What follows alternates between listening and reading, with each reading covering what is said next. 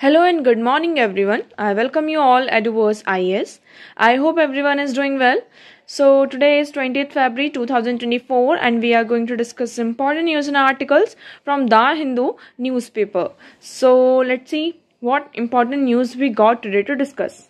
But before starting the video, for PDF join Telegram channel Eduverse IAS. Link आपको description box में provided है. Make sure video को and तक देखें so that सारी important news आपकी यहाँ पर कवर हो. तो चलिए स्टार्ट करते हैं और देखते हैं आज हमें क्या क्या डिस्कस करना है. तो पहला आर्टिकल है हमारा use dictionary meaning of forest Supreme Court tells centre. अब देखिए यहाँ पर एक्चुअली पिटीशन फाइल की गई थी. पिटीशन ये था कि हमारा जो फॉरेस्ट कंजर्वेशन एक्ट 1980 था, फॉरेस्ट कंजर्वेशन एक्ट 1980 की बात करते हैं. इस एक्ट में जो फॉरेस्ट की डेफिनेशन थी, एक्चुअली इसमें क्या किया गया, थोड़ा सा अमेंडमेंट किया गया इन 2023. आप सभी को ये अमेंडमेंट के बारे में यहाँ पर पता होगा कि 2023 में जो हमारे फॉरेस्ट लॉज हैं उनमें कुछ अमेंडमेंट्स किए गए थे. उस अमेंडमेंट में जो फॉरेस्ट की डेफिनेशन है उस पर भी थोड़ा सा चेंज किया गया और इसी के चलते यहाँ पर कुछ पिटीशंस फाइल की गई और ये कहा गया कि जो फॉरेस्ट का मीनिंग है, डेफिनेशन है, उसे चेंज ना किया जाए. उसका जो एक डिक्शनरी मीनिंग होता है उसे ही यूज किया जाए. इवन सुप्रीम कोर्ट ने भी अभी इसी पिटीशन में यहाँ पर उनका सुप्रीम कोर्ट का भी ये ऑर्डर रहा है कि सेंटर को क्या करना चाहिए, जो भी आपका फॉरेस्ट का मीनिंग है, डिक्शनरी मीनिंग होता है, उसे यूज करना चाहिए. Okay, so some of the observation made by the Supreme Court over the pleas challenging the 2023 amendments for the Forest Conservation Act 1980. The all encompassing dictionary meaning will continue to hold field until the states and union territories prepare a consolidated record of forest land. तो यहाँ पर supreme court ने ये कहा है कि जितने भी आपके स्टेट एंड यूनियन टेरिटरीज है वो क्या करेंगे, जो फॉरेस्ट का एक डिक्शनरी मीनिंग होता है उसे यूज करेंगे जब तक यहाँ पर उनका कंसोलिडेटेड रिकॉर्ड नहीं बन जाता किसी भी फॉरेस्ट का. Environment ministry should issue a circular in this regard to the states and union territories. इसी के चलते यहाँ पर जो हमारे एनवायरमेंट मिनिस्ट्री है उन्हें क्या करना होगा, सर्कुलर को इशू करना होगा. Establishment of zoos and safaris must have a final approval of the top court. इसमें ये भी कहा जा रहा है कि अगर आप जू हैं आपके, है ना, और सफारीज हैं, इसका एस्टैब्लिशमेंट हो रहा है, आप इसका कंस्ट्रक्शन कर रही हैं, सारी चीजें, तो इसके लिए आपको क्या करना होगा, जो आपका टॉप का कोर्ट है उससे यहाँ पर उसकी फाइनल अप्रूवल यहाँ पर बहुत ज्यादा इंपॉर्टेंट हो जाती है. So here you will see the petitioner had argued that section 1A introduced through the amendment act had circumscribed or sustainably diluted the definition of forest two categories. तो इसमें यहाँ पर ये कहा जा रहा है, जो पिटिशनर्स थे उन्होंने ये कहा कि जो आपका सेक्शन 1 है, जो आपका फॉरेस्ट एक्ट 2023 का सेक्शन 1 है, उसने क्या किया है, सरगमस्क्राइब किया है और फॉरेस्ट की जो डेफिनेशन है उसको सब्सटैंशियली डायल्यूट किया है ना. एक तरीके से जो डेफिनेशन होनी चाहिए वो डेफिनेशन नहीं है. So the definition of forest two categories, यहाँ पे आपकी देखिए 2 कैटेगरीज में फॉरेस्ट की डेफिनेशन है. Declare forest and land recorded as forest in government record after 1980s. अब यहाँ पर फॉरेस्ट कौन से एरिया है, उन एरियाज को जिसको 1980s के बाद फॉरेस्ट डिक्लेयर किया गया है वो एरिया सिर्फ क्या माने जाएंगे, आपके फॉरेस्ट माने जाएंगे. अब वो चाहे छोटा हो बड़ा हो, इससे हमें कोई फर्क नहीं पड़ रहा है यहाँ पर अभी. ठीक है, so declare forest and land recorded as forest in government record after 1980 के बाद यहाँ पर गवर्नमेंट रिकॉर्ड में जो भी एरिया फॉरेस्ट के नाम से यहाँ पर डिक्लेयर है उसे हम फॉरेस्ट मानेंगे. तो इसी के चलते यहाँ पर पिटीशन फाइल की गई है और ये कहा गया है कि हमें यहाँ पर क्या करना होगा, ये जो वर्ड है फॉरेस्ट का, इसको यहाँ पर चेंज करना होगा और जो एक डिक्शनरी मीनिंग होता है व्हाट इज फॉरेस्ट उसे यहाँ पर इंक्लूड करना होगा. Okay, so I hope this one is clear to you. Now the next move करते हैं. So the next article is Red Sea blues. अब देखिए इस आर्टिकल में ये डिस्कस किया जा रहा है कि January export numbers suggest global shipping woes yet to hit हो. अब आप सभी को पता है, इस आर्टिकल को वैसे हम डिस्कस करते हैं, लास्ट में एक आर्टिकल और है उसमें भी ये दोनों आर्टिकल्स का सेम आपका कह सकते हैं. रेड सी में क्या हो रहा है, आपका हुथीज के द्वारा यहाँ पर अटैक किया जा रहा है. जितनी भी आपकी कमर्शियल शिप्स हैं और कमर्शियल शिप्स यहाँ पर जा रही हैं तो उनके ऊपर क्या हो रहा है, आपका अटैक हो रहा है. इसी के चलते हमारा जो इंपोर्ट और एक्सपोर्ट ट्रेड में बहुत बड़ा थोड़ा सा डिफरेंस देखने को मिल रहा है. बट इंडिया की बात करते हैं. So for the second successive month India's goods export grew last month albeit with the mild 3.1% uptick from our 1% rise in December. तो यहाँ पर अभी इंडिया का जो एक्सपोर्ट है वो ग्रो कर रहा है अच्छे से इसमें ग्रोथ हो रही है, हमें दिखाई दे रहा है। इवन हमने यहाँ पर दिसंबर से भी ज्यादा थोड़ा सा एक्सपोर्ट यहाँ पर हुआ है। अब लेकिन ये प्रॉब्लमेटिक हो सकता है ना, कि to be clear such subsequential post Christmas demand dip in not usual and all the decline can not be ascribed to the elephant haunting global corridor trade corridor. अब इसमें ये कहा जा रहा है कि फिर हमने ये देखा कि दिसंबर में आफ्टर द क्रिसमस यहाँ पर थोड़ा सा डिमांड कम हुई है, लेकिन हम इसका पूरा जो आप कह सकते हैं, ये नहीं कह सकते कि जो आपका एलिफेंट हॉन्टिंग मतलब रेड सी में यहाँ पे हूथीज के द्वारा अटैक किया जा रहा है, उनके कारण यहाँ पर क्या हो रहा है, ये डिमांड जो है ट्रेड है उसमें हमें प्रॉब्लमेटिक दिखाई दे रहा है। अब देखिए इसमें फर्दर क्या होता है, बट इसमें पूरा डेटा आपका दिया है कि apart from the lack of border discernible impact from the Red Sea synchronous, yet the sharp decline in the goods trade deficit is notable as it had 9 months low of 17.5 billion. तो यहाँ पर अभी देखिए हमारा जो trade good में उसमें deficit देखने को मिल रहा है, मतलब कि कमी तो आई है ट्रेड में, लेकिन इसका भी हमें दूसरा साइड भी देखना होगा, क्या हम जो जनरेट है डिमांड है उसको प्रॉपर तरीके से जनरेट कर पा रहे हैं या नहीं कर पा रहे हैं। ओके, सो इसमें पूरा आपका डेटा दिया गया है और ऐसा इसमें कुछ भी ज्यादा इंपॉर्टेंट नहीं है आपका। सो इसमें एट द एंड यही है कि आपका exports could force some price hikes and deter already frail demand in some markets and make prospective buyer look for more competitive option for Indian wares। अब इसमें ये कहा जा रहा है कि हमें क्या करना होगा, हमारे प्रोडक्ट्स को कॉम्पिटिटिव बनाना होगा इंटरनेशनल मार्केट में, और हम डोमेस्टिक मार्केट की भी बात करते हैं तो यहाँ पर जब तक हमारा जो प्रोडक्ट है वो कॉम्पिटिटिव नहीं होगा तब तक उसकी डिमांड जनरेट नहीं होगी, और डिमांड जनरेट नहीं होगी तो हमारा एक जो बायर्स का पर्सपेक्टिव होता है ना कि अरे ये चीज की ज्यादा डिमांड नहीं है, तो उस पर ये फर्क पड़ता है। इसमें आपके जो ट्रेड्स होता है उसमें यहाँ पर फर्क पड़ता है।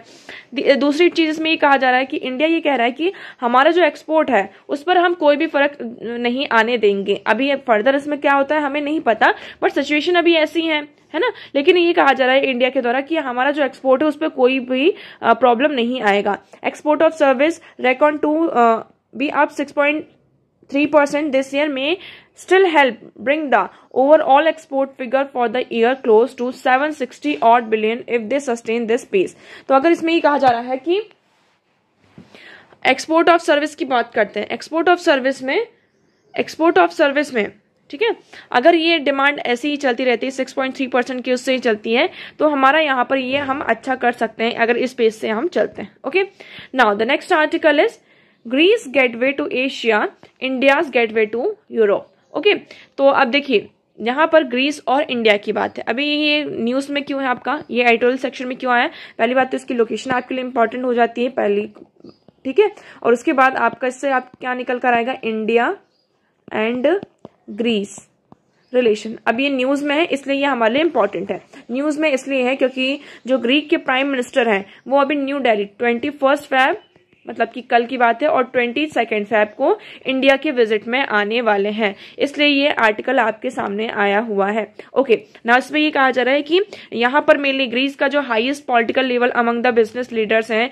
यहाँ पे सेंस कर रहे हैं कि हमारा जो बायलेटरल स्ट्रेटेजिक पार्टनरशिप है इंडिया के साथ और बायलेटरल रिलेशंस है उसको डीप करने की कोशिश की जा रही है। सो ahead of the visit, Prime Minister told this writer he is determined to deepen bilateral ties and cooperation in many fields, adding that India will find no better gateway to Europe than my country, and for Greece there is no better gateway to Asia than close strategic relationship with India। अब देखिए ये line बहुत ही अच्छी बोली गई है, इसमें उन्होंने ये कहा है, ग्रीस के जो प्राइम मिनिस्टर है उन्होंने ये कहा कि अगर इंडिया को यूरोप में एंटर करना है तो ग्रीस से अच्छा कोई भी गेटवे नहीं मिलेगा, है ना, ग्रीस से होते हुए अगर वो जाते हैं, और ग्रीस को अगर इंडिया में एशिया में एंटर करना है, इंडिया में आना है तो उसको यहाँ पर इंडिया के साथ उसके जो क्लोज स्ट्रेटेजिक रिलेशनशिप है उसको यहाँ पर स्ट्रॉन्ग करना होगा, तभी ये दोनों कंट्रीज आपस में क्या कर पाएंगी, आगे बढ़ पाएंगे। उसके साथ साथ यहाँ पर ये भी कहा जा रहा है कि India perceived as an old and traditional friend of Greece.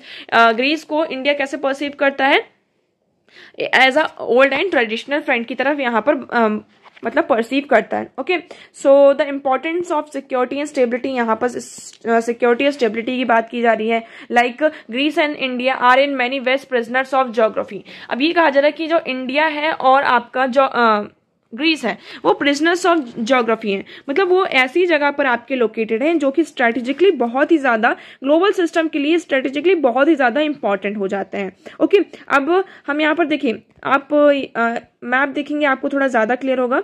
ये है हमारा इंडिया, ये देखिए, और ये इसमें हम आ जाते हैं बे ऑफ बंगाल, ये अरेबियन सी, यहाँ पे इंडियन ओशन ये पूरा आ जाता है। ठीक है, तो हम यहाँ पर ऊपर देखेंगे आपकी लैंडलॉक कंट्री है, यहाँ पे सारी कंट्रीज हमने लैंड से कनेक्टेड है, यहाँ पर हम ओशन से कनेक्टेड है। जस्ट लाइक दैट आप अब यहाँ पर आप थोड़ा सा मूव करेंगे इस तरफ, वेस्ट की तरफ, ये आपको यहाँ पर दिखाई देगा ग्रीस। अब ग्रीस में भी देखिए ऊपर यहाँ पर लैंड है और नीचे क्या है आपका वाटर है ना। सो कौन कौन सा है पार्ट है यहाँ पर, मेडिटेरियन सी आपका आता है। कौन सा सी, मेडिटेरियन सी, ये आपको याद रखना है। सो ग्रीस है, उसके बाद यहाँ पर एजियन सी है और यहाँ पर आइनियन सी है। तो ये भी आपको याद रखना कि आसपास कौन कौन से सीज हैं ग्रीस के। ठीक है, तो इसलिए यहाँ पर ये कहा जा रहा है कि अगर हम ग्रीस की और इंडिया की लोकेशन देखते हैं, अब आप खुद ही देखिए यहाँ पर ये इंडिया है और ये ग्रीस है, दोनों में कितना डिफरेंस है। स्ट्रेटेजिकली ये बहुत ही ज्यादा इंपॉर्टेंट हो जाता है सिक्योरिटी और स्टेबिलिटी के पर्पज से। So where Greece is situated is vitally dependent on the security, stability and prosperity of the Indian Ocean region. Okay, अब ये बात की जा रही है कि more than ever before the political leadership in India and Greece is aware of the compelling strategic relation reasons and urgency to build a strategic relationship between the two countries. अब इसमें ये कहा जा रहा है कि पॉलिटिकल लीडरशिप को हमने देखा, सारी चीजें देखी, और जो हमारी ज्योग्राफिकल लोकेशन है, इन सारी चीजों को देखते हुए हमें ये समझ में आता है कि दोनों कंट्रीज को एक स्ट्रेटेजिक रिलेशनशिप की तरफ आगे बढ़ने में उन्हें क्या होना चाहिए, अब अर्जेंसी की मतलब कि जल्दी करनी चाहिए। अब देखिए कॉपरेशन एट वेरियस लेवल, अब हमारा जो कॉपरेशन है वो हर एक लेवल पर हो रहा है, जैसे कि bilateral, strategic, military and business cooperation हो रहे हैं, जिसमें हमारी जो इंडिया की बात करते हैं कि इंडियन नेवी, इंडियन एयरफोर्स जो है वो ग्रीस के साथ जितने भी ज्वाइंट एक्सरसाइजेस हो रही हैं उनके साथ यहाँ पर प्लानिंग हो रही है और वहां पर ज्वाइंट एक्सरसाइजेस आपकी हो रही हैं। Businesses have also been looking at each other, यहाँ पर हम वेरियस बिजनेसेस की भी बात करें, इन्वेस्टमेंट हो रही है। एंड इंडियन कंस्ट्रक्शन कंपनी, एक इंडिया की कंस्ट्रक्शन कंपनी है जिसका यहाँ पर ग्रीक कंस्ट्रक्शन कंपनी में बहुत बड़ा इन्वॉल्वमेंट है ना, in the building of new airports and islands of Crete. तो यहाँ पर आइलैंड्स ऑफ क्रीट और जितने भी न्यू एयरपोर्ट्स बनाए जा रहे हैं ग्रीक में अभी के लिए, जो ग्रीक कंस्ट्रक्शन कंपनी है उसमें हमारी जो इंडियन कंस्ट्रक्शन कंपनी है उनका बहुत बड़ा इन्वॉल्वमेंट है। तो मतलब हम बहुत बड़े लेवल पर क्या कर रहे हैं, ग्रीस में यहाँ पर इन्वेस्टमेंट कर रहे हैं, ये आपको पता होना चाहिए। उसके बाद देखेंगे a well known Indian business family has made major investment in several companies in the food business in Greece. अब इंडिया की एक well known Indian business family है, आप कह सकते हैं, उन्होंने क्या किया है, आपका जो ग्रीस में फूड बिजनेस है तो बहुत सारी ऐसी फूड बिजनेसेस में उन्होंने इन्वेस्टमेंट किया है। A mid size Indian shipping company has already opened a shipping company has already opened a brokerage firm in Athens and looks to become a key player in the transatlantic shipping market। अब India की एक mid size company है, shipping company है, उन्होंने क्या किया है, Athens में जो ग्रीस का आपका कैपिटल है वहां पर क्या किया है, आपका कंपनी को ओपन कर लिया, जिससे कि वो क्या कर सकते हैं, जो ट्रांस अटलांटिक शिपिंग मार्केट है उसका एक की प्लेयर, आने वाले टाइम पर एक ही इंपॉर्टेंट प्लेयर बन सकते हैं। सो इस तरीके से आपने यहाँ पर देखा कि वेरियस इन्वेस्टमेंट्स यहाँ पर की जा रही हैं। सो इसी के चलते अब ये कहा जा रहा है कि an economic reforms by the government over the last 5 year push the Greek economy towards the more sustainable. अब जो ग्रीक की इकोनॉमी है उनका मेन मोटिव ये है कि हम क्या करें, एक सस्टेनेबल इकोनॉमी की तरफ आगे बढ़ें। इसी के चलते आपने देखा होगा Greece position itself as a reliable eastern flank of the European Union. अब यूरोपियन यूनियन में क्या हो जाता है, ग्रीक की जो लोकेशन है, पोजीशन है, and North Atlantic Treaty Organization आपका जो नाटो है ना, तो इसमें यहाँ पे ईस्टर्न मेडिटेरियन, इसमें यहाँ पे जो डिफेंस इंडस्ट्री बिल्ड हो रही है, जो आइडिया है हमारा India middle east Europe economic corridor का, उसमें यहाँ पर अभी जो साइलेंस चल रहा है, लेकिन इसमें ग्रीस हमारी बहुत ज़्यादा हेल्प कर सकता है। इसलिए ये कहा जा रहा है कि Greece has been a strong supporter of deeper EU-India relation and now working to ensure the EU-India bilateral trade and investment agreement। अब देखिए यहाँ पर ग्रीस हमेशा से ही इंडिया का उसने साथ दिया है और अभी यहाँ पर जो बातचीत चल रही है आपका यूरोपियन यूनियन और इंडिया के बीच में, किसका, फ्री ट्रेड एग्रीमेंट का, जो bilateral trade and investment agreement है, इसकी बात चल रही है। तो इसमें जो ग्रीस है वो हमारा बहुत ही ज़्यादा क्या कर रहा है, साथ दे रहा है ताकि ये चीज़ यहाँ पर हो सके। इसमें अभी ये भी कहा जा रहा है कि हमारे पास और भी स्कोप है जिसमें हम लिंकेज कर सकते हैं। हमें यहाँ पर पीपल टू पीपल जो टाइज है ना, इसको नहीं भूलना चाहिए, है ना। यहाँ पर हम देखेंगे कि जो हमारा एंशिएंट लिंकेज है, हेरिटेज जो है हमारा, इसे प्रिजर्व करना चाहिए। And people to people ties को, ये जो कॉन्सेप्ट है इसको बिल्कुल भी नहीं इग्नोर करना चाहिए। हम यहाँ पर क्या कर सकते हैं, इंडिया ग्रीस जो यूनिवर्सिटीज़ हैं यहाँ पर स्टूडेंट एक्सचेंज प्रोग्राम को लाया जा सकता है। हम अपने आप को देखिए आते आते टाइम में जैसे जैसे टाइम आगे बढ़ रहा है, इंडिया एंड ग्रीस अपने आप को मॉडर्नाइज कर रहे हैं। सारी कंट्रीज एक तरीके से कर रही हैं, बट हमारा जो एक तरीके से कहते हैं ना कल्चर जो है ना, बेस है, उसे यहाँ पर नहीं भूलना होगा। और उसी बेसिस पर हम क्या कर सकते हैं, इन कंट्रीज के साथ अपने रिलेशंस को स्ट्रॉन्ग कर सकते हैं। ओके, सो यहाँ पर हम क्या कर सकते हैं, स्टूडेंट एक्सचेंज प्रोग्राम ला सकते हैं, more cultural exchange, more media cooperation, think tank in both countries need to build more scholarship together. यहाँ पर दोनों कंट्रीज साथ में आकर स्कॉलरशिप को यहाँ पर क्या कर सकते हैं, बिल्ड कर सकती हैं। So the year 2024 is a critical one for the world and for Europe, and it has become a critical year in the building of Greece India strategic partnership। और यहाँ पर देखिए, यहाँ पर हमारी जो स्ट्रेटेजिक पार्टनरशिप की हम बात कर रहे हैं, इसे भी बिल्ड करने में हमारे लिए थोड़ा सा क्रिटिकल हो सकता है, but we can do this. So I hope this article is clear to you. Now next move करते हैं। So the next article is next article की तरफ। वैसे देखिए यहाँ पर न्यूज़पेपर में आप देखेंगे ऐसा कुछ भी इंपॉर्टेंट नहीं है जो हमारे एग्जाम के पर्सपेक्टिव से हो, है ना। तो यहाँ पर आप लोगों को इतना ये सारा कुछ पढ़ने की जरूरत नहीं है। यहाँ पर बस एक चीज़ ये आ जाती है, आप इसके बारे में आपको अपडेट रहना चाहिए। Centre has agreed to discuss statehood says Ladakh leaders. अब आप सभी को पता है कि यहाँ पे जो लद्दाख में कितना ज़्यादा एजिटेशन हो रहा था, जो लद्दाख सिविल सोसाइटी ग्रुप थी उन्होंने डिमांड रखी थी, हंगर स्ट्राइक तक यहाँ पर की थी। उन्होंने डिमांड क्या रखी थी कि लद्दाख को स्टेटहुड का, या फिर जम्मू एंड कश्मीर को जो स्टेटहुड का आपका दर्जा है वो क्या हो, यहाँ पर मिले। इसी के चलते यहाँ पे जो hunger strike, they have put off an indefinite hunger strike after a meeting with officials of home ministry. अब यहाँ पे सेंटर ने ये कहा है, एग्री किया है, लद्दाख के लीडर्स का ये कहना है कि सेंटर ने क्या किया, अभी एग्री किया है कि वो क्या करेंगे, लद्दाख को स्टेटहुड मतलब कि एक स्टेट बना सकते हैं। उनका जो पहला स्टेटहुड का जो पोजिशन था उसको यहाँ पर सिक्योर किया जा सकता है। अब लद्दाख ऐसा डिमांड कर क्यों रहा, लद्दाख का ये कहना है या तो उन्हें क्या किया जाए, देखिए आप देखेंगे कि लद्दाख का ये है कि अगर हम लद्दाख की टेरिटरी देखते हैं, वहाँ का पूरा इन्वायरमेंट देखते हैं, तो वो भी क्या है, एक ट्राइबल स्टेटस की तरह आता है ना। या तो उसे 6th शेड्यूल में क्या किया जाए, आपका ऐड किया जाए। मेनली उनका यही है कि उन्हें 6th शेड्यूल में ऐड किया जाए, जिससे कि क्या हो आपका। सो देखिए, the centre has agreed to discuss their demands which include statehood for Ladakh, granting the regional tribal status through inclusion in the 6th schedule of the constitution. तो यहाँ पर 6th शेड्यूल में जो आपका ट्राइबल स्टेटस दिया जाता है वो लद्दाख को दिया जाएगा, ऐसा यहाँ पर भी कहा जा रहा है। ऐसा कुछ हुआ नहीं है, आपको ये भी याद रखना है, ठीक है। इससे क्या होगा, मतलब कि जो 6th शेड्यूल में स्टेट्स आ जाते हैं तो उन्हें क्या क्या बेनिफिट्स होते हैं, आप लोग कॉमेंट सेक्शन में कमेंट करके यहाँ पर बताएंगे। ओके, नेक्स्ट मूव करते हैं। So the next article is class 10th and 12th exam will be held twice a year from 2025 and 26। अब हम बात करते हैं किसकी, union education minister Dharmendra Pradhan on Monday. यहाँ पर आपका छत्तीसगढ़ में एक प्रोग्राम था, उस प्रोग्राम में उन्होंने ये कहा कि आने वाले टाइम पर, मतलब कि हमारी न्यू एजुकेशन पॉलिसी आ गई है, और न्यू एजुकेशन पॉलिसी 2020 का मेन टारगेट ये था कि बच्चों को यहाँ पर एकेडमिक स्ट्रेस से हमें क्या करना है, बचाना है।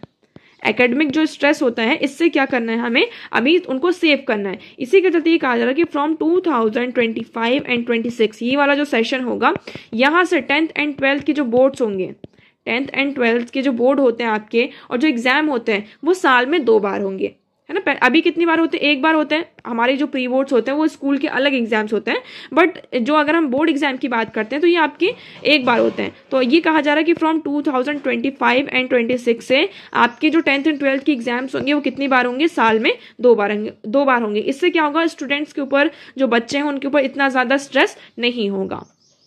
Now the next article is okay, so EU launches Red Sea mission as US ships is attack twice. अब यहाँ पर आप सभी को बता दिया जाए कि यूएस की जो शिप है उसमें लगातार अटैक्स हो रहे हैं। इसी के चलते यूरोपियन यूनियन ने क्या किया है, रेड सी मिशन को यहाँ पर लॉन्च कर दिया है। So the European union launched a naval mission on Monday to protect Red Sea shipping from Yemen's Houthis rebels as a US-owned cargo vessel repeatedly came under fire in the region। तो इस reason में US का जो cargo vessel था उसमें बहुत ज्यादा fire वगैरह मतलब कि लगा था, उसमें फायर वगैरह और अटैक किया जा रहा था। इसी के चलते यूरोपियन यूनियन ने क्या किया है, उनका जो नेवल मिशन है मंडे को रेड सी शिपिंग एरिया पर यहाँ पर उसको प्रोटेक्ट करने के लिए यहाँ पर लॉन्च कर दिया है।